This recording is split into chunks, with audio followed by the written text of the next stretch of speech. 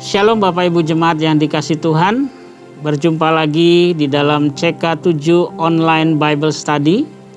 Nah, malam ini kita akan melanjutkan pembelajaran kita di dalam kitab Keluaran pasal yang ke-10 ya. Nah, sebelum kita mulai belajar kita malam ini, mari kita datang kepada Tuhan. Kita naikkan penyembahan kita supaya Tuhan memberikan kita hikmat untuk bisa mengerti pelajaran pada malam hari ini. Mari sama-sama kita datang kepada Tuhan. Oraba syanda bakarabayana masikara. Oh, hiraba syanda ralabayana masih. Oh, haleluya, haleluya.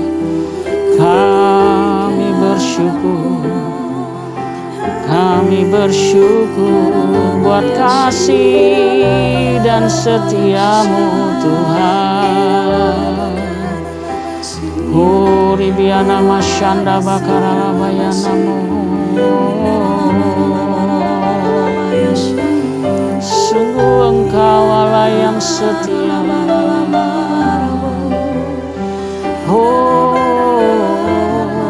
Kami bersyukur buat kasih setiamu. Engkau baik Bapa.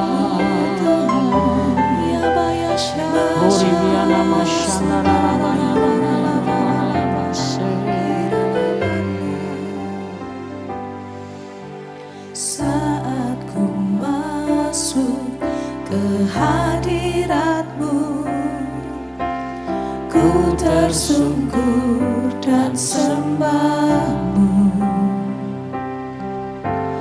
Ku persembahkan korban syukurku yang terbaik bagimu. Saat ku masuk ke hadirat-Mu, ku tersungkur dan sembah-Mu.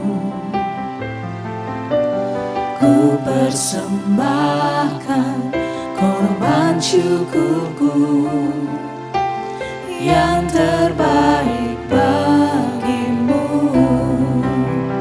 Ku bawa korban syukur ke tempat kudus-Mu Tuhan. Hatiku limpah dengan syukur, sebab Tuhan baik. Oh, sebab Tuhan baik. Katakan sekali lagi, saat ku masuk ke hadirat-Mu. Saat ku masuk ke hadirat-Mu, ku tersungkur dan sembah-Mu. Ku persembahkan korban syukurku yang terbaik bagimu. Mari bawa korban syukur. Bawa korban syukur ke tempat kudus-Mu Tuhan. Hatiku limpah dengan syukur, sebab Tuhan baik. Selamanya ku bawa korban syukur ke tempat kudus-Mu Tuhan. Hatiku limpah dengan syukur, sebab Tuhan baik. Oh, sebab Tuhan baik.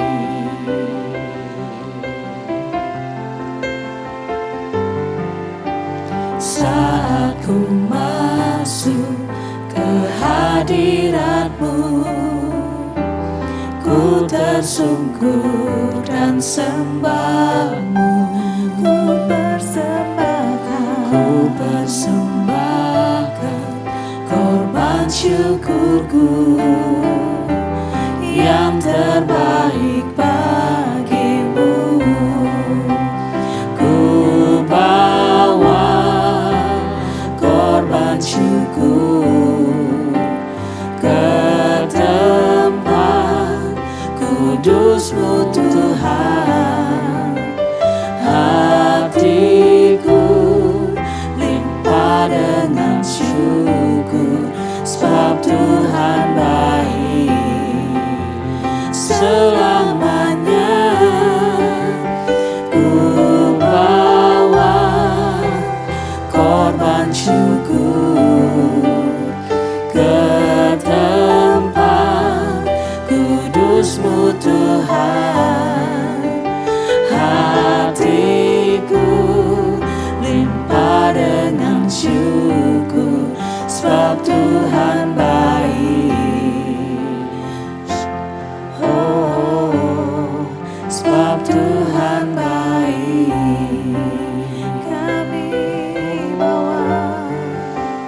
Ku bawa korban syukur ke tempat kudus-Mu Tuhan. Hatiku limpah dengan syukur, sebab Tuhan baik selamanya. Ku bawa korban syukur ke tempat kudus-Mu Tuhan. Hatiku limpah dengan syukur, sebab Tuhan baik. Oh, sebab Tuhan baik. Oh, sebab Tuhan baik.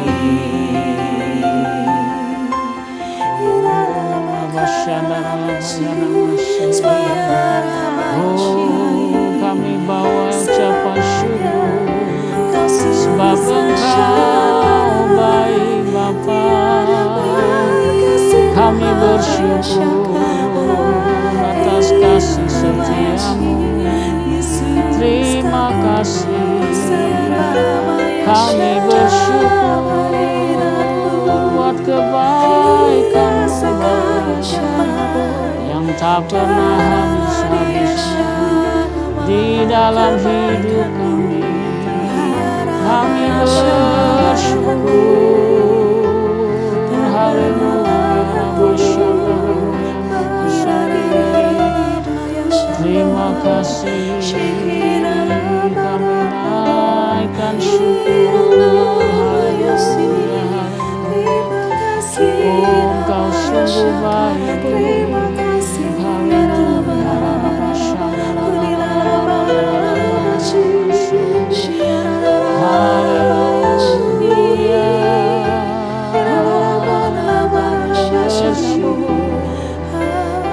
Terima kasih.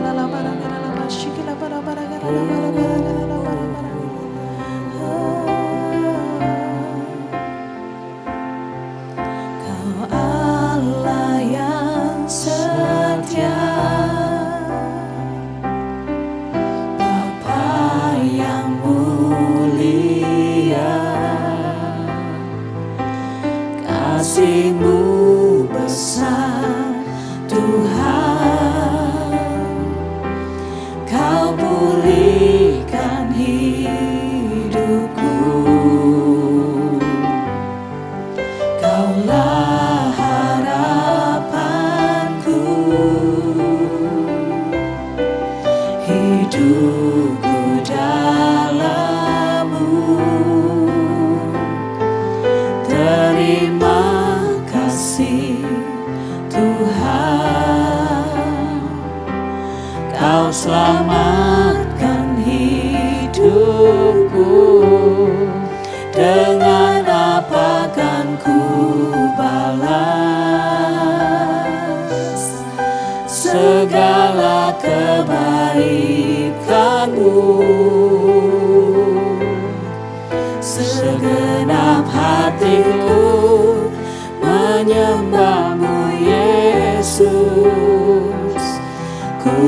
bersyukur padamu.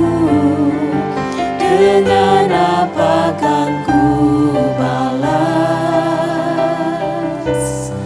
segala kebaikanmu? Segenap hatiku menyembahmu Yesus. Ku bersyukur padamu. Dengan apa kan ku balas segala kebaikanmu? Segenap hatiku menyembahmu Yesus. Ku bersyukur padamu. Dengan apa kan ku balas segala kebaikanmu? Segenap hatiku menyembahmu Yesus. Ku bersyukur padamu. Segenap hatiku menyembahmu Yesus. Ku bersyukur padamu. Segenap hatiku menyembahmu Yesus. Ku bersyukur padamu selamanya. Mari sembah di Yarabashandara Bapa. Kami bersyukur, kami menyembah Kau Allah yang hidup. Haleluya, Basyiki Rabayana, Hiaramayana Masih. Haleluya. Oh, Ramashana Rabayana Mayana Masih. Haleluya, haleluya. Oh, Rabasyika Rabayana Rabayana Masih. Haleluya. Sungguh kami bersyukur punya Allah seperti Engkau. Terima kasih Bapa, Engkau Allah yang setia dalam hidup kami. Dan Engkau berjanji tidak sekalipun meninggalkan kami. Malam ini Bapa, mari terus curahkan roh-Mu atas kami, hikmat-Mu, untuk kami boleh mengerti kebenaran firman-Mu malam ini. Urapi hamba-Mu dan kami semua yang mendengar, supaya kami boleh belajar firman-Mu malam ini. Di dalam nama Tuhan Yesus kami berdoa. Amin. Ya, shalom Bapak Ibu jemaat yang dikasih Tuhan. Nah, mari kita lanjutkan ya pembelajaran kita di Keluaran 10. Nah, di Keluaran 10 ini ada dua perikop yang berbicara mengenai tulah ya. Nah, ada tulah ke-8 dan ke-9 ya. Kita akan lihat nanti, coba kita baca dulu di ayatnya yang pertama ya. Oke. Ayat 1 dan 2 ya, itu akan menjelaskan bagaimana ada campur tangan Tuhan di situ ya, di dalam pembebasan ini ya. Coba kita baca ya, tulah ke-8 belalang. Demikianlah firman Tuhan.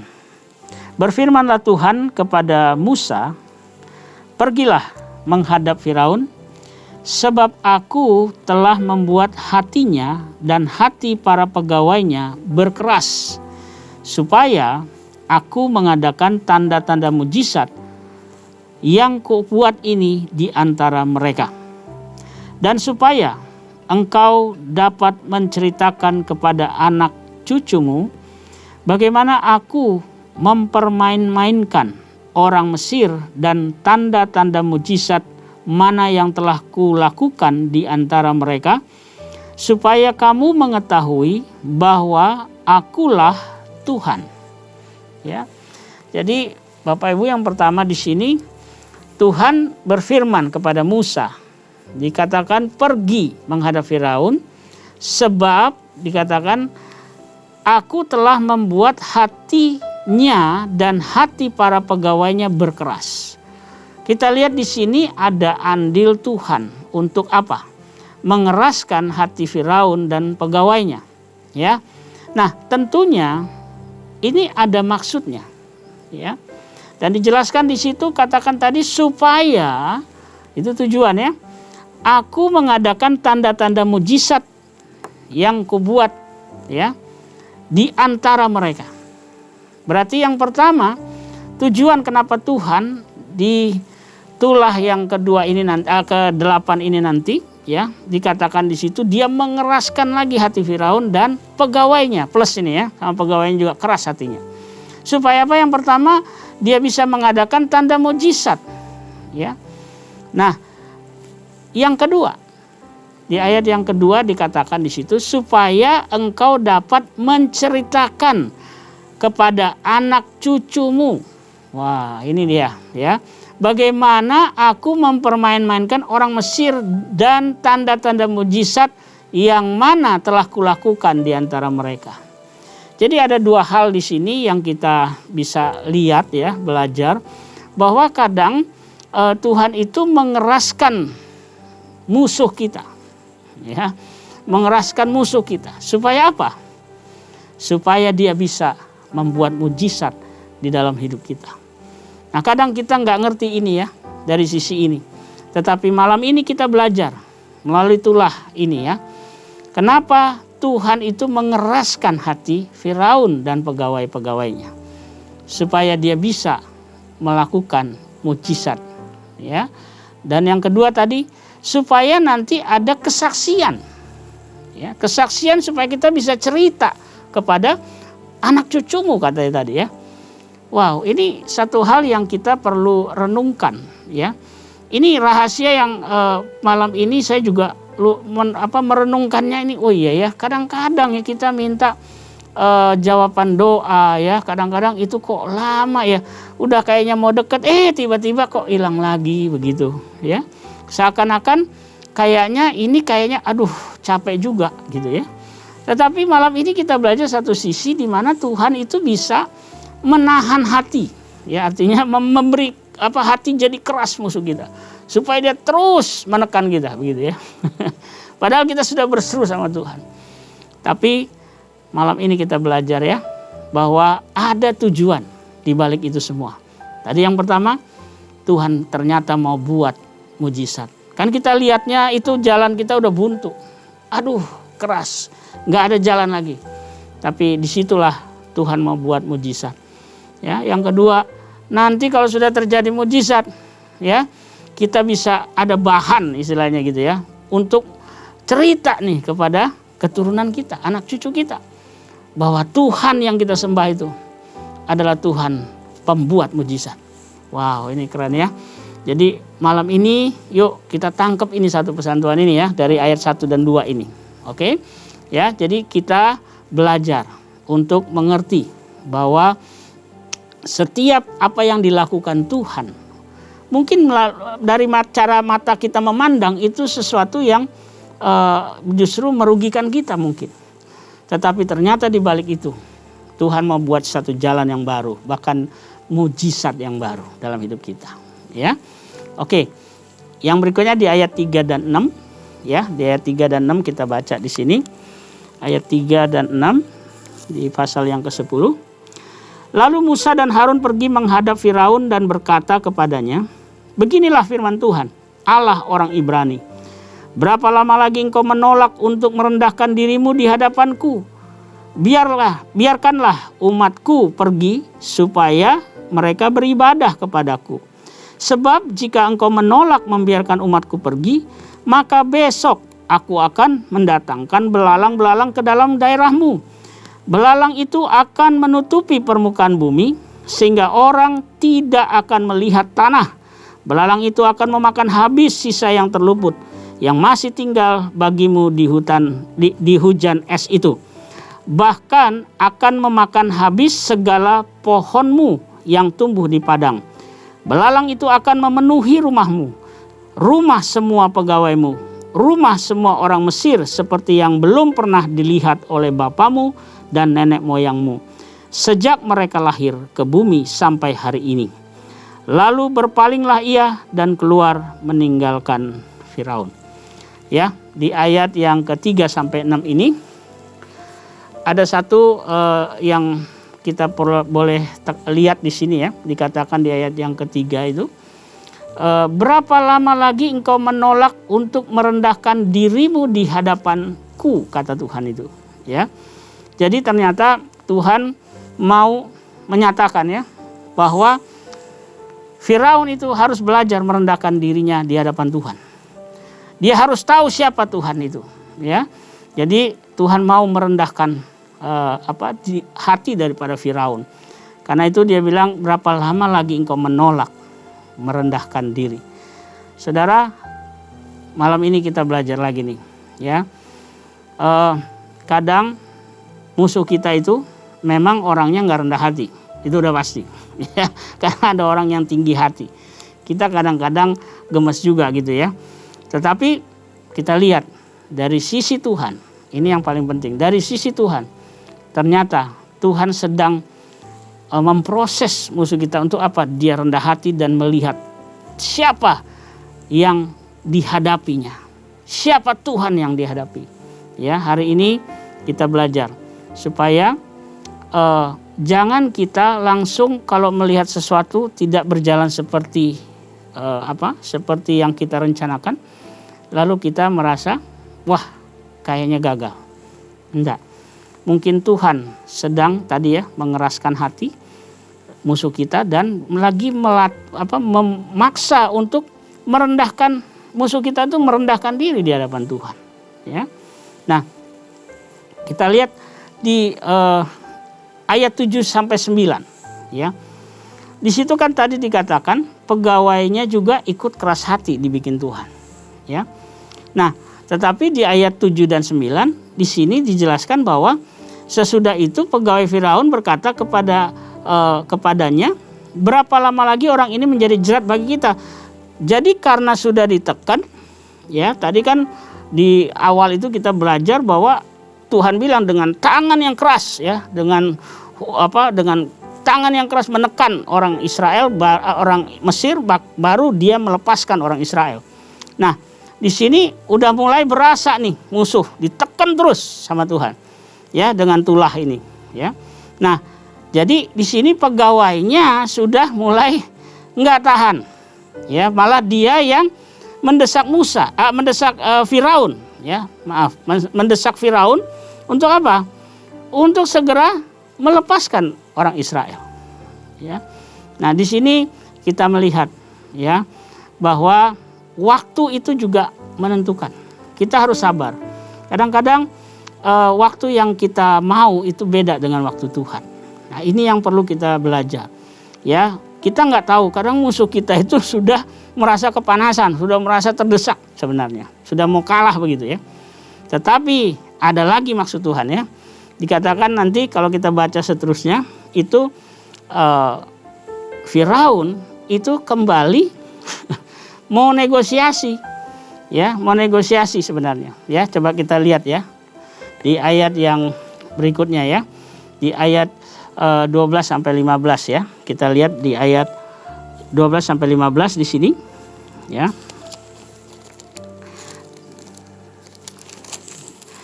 Dikatakan di sini,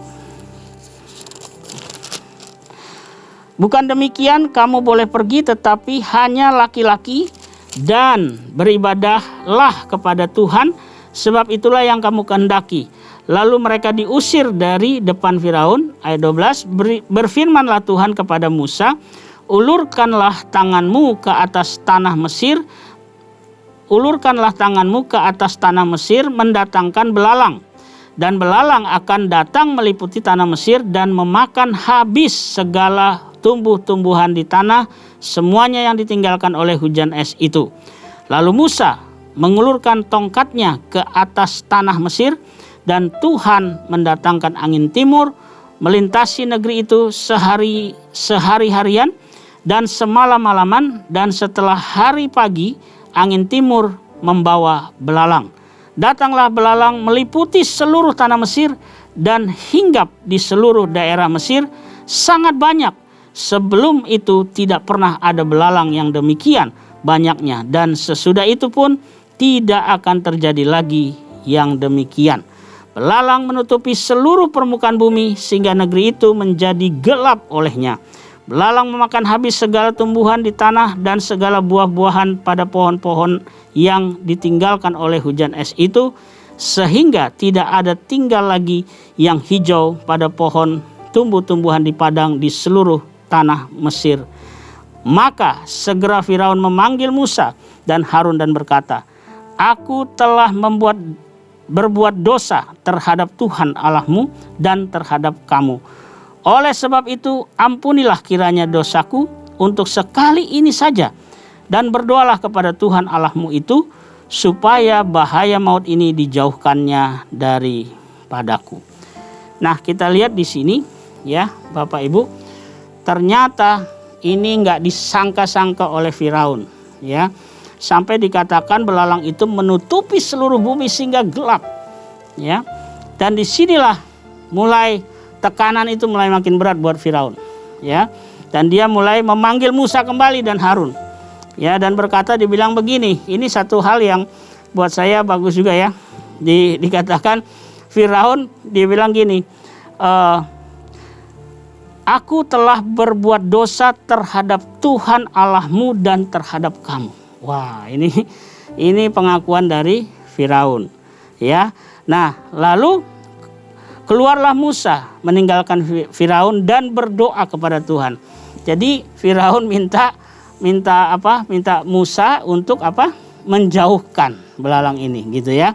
Nah, di sini kita lihat ya, kalau Tuhan itu sudah berperkara di dalam musuh kita, maka Dia akan membuat kaget juga musuh kita. Ya, wah ternyata kalau kita melawan Tuhan itu nggak bisa sanggup. Ya, jadi malam ini kita belajar. Ya, melalui tulah belalang kita melihat bahwa Tuhan itu kalau sudah artinya menekan musuh kita, dia nekannya nggak main-main. Sampai musuh kita bilang dia berdosa, artinya dia melanggar perintah. Harusnya kan disuruh keluar, dia masih tahan juga. Nah, tetapi Tuhan menekan mereka dengan keras. Ya, nah, itulah tulah yang ke-8. Yang berikutnya kita belajar itu di tulah yang ke-9. Ya, kita lihat di ayat berikutnya. Ya, mengenai tulah ke-9 yaitu gelap gulita.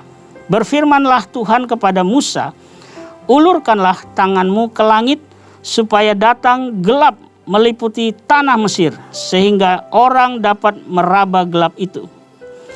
Lalu Musa mengulurkan tangannya ke langit dan datanglah gelap gulita di seluruh tanah Mesir selama 3 hari. Tidak ada orang yang dapat melihat temannya. Juga tidak ada orang yang dapat bangun dari tempatnya selama 3 hari. Tetapi pada semua orang Israel ada terang di tempat kediamannya. Wow, ini keren nih ya. Dikatakan di sini seluruh Mesir gelap. Tetapi di tempat kediaman orang Israel dikatakan ada terang. Apa yang kita belajar di sini Bapak Ibu? Ini dahsyat ini. Ya. Sementara penghukuman datang kepada orang Mesir, tapi Tuhan bisa bedakan ya, tempat orang Israel tidak kena tulah itu. Artinya Tuhan bisa bedakan Bapak Ibu, ya, berkat orang Mesir dan berkat orang Israel. Jadi kita nggak perlu takut, nggak perlu apa ya.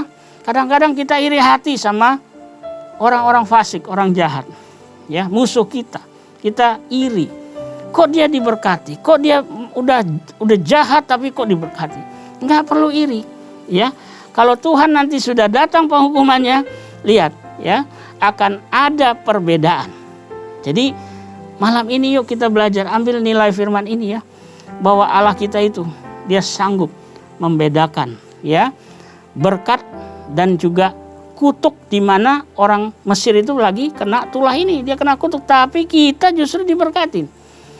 Wow, ini keren ya. Pada hari-hari ini Mungkin saudara dalam pandemi ini merasakan bahwa tekanan begitu berat. Dan kita melihat justru orang-orang yang jahat justru diberkati hari-hari ini. Ya. Tetapi ingatlah firman Tuhan pada malam ini, ya, mengajar kita melihat bahwa Tuhan kita itu sanggup membedakan. Saudara, pasti ada berkat yang khusus buat orang-orang benar. Kita nggak perlu takut karena Tuhan kita, dia sanggup untuk membedakan ternak orang Mesir, ternak orang Israel. Berkat orang Mesir, berkat orang Israel. Itu bisa dibedakan. Jadi malam ini, ayo kita merenungkan firman ini ya. Supaya kita ngerti bahwa di dalam kehidupan ini, kita punya Tuhan yang luar biasa. Tuhan yang sanggup tadi ya, membedakan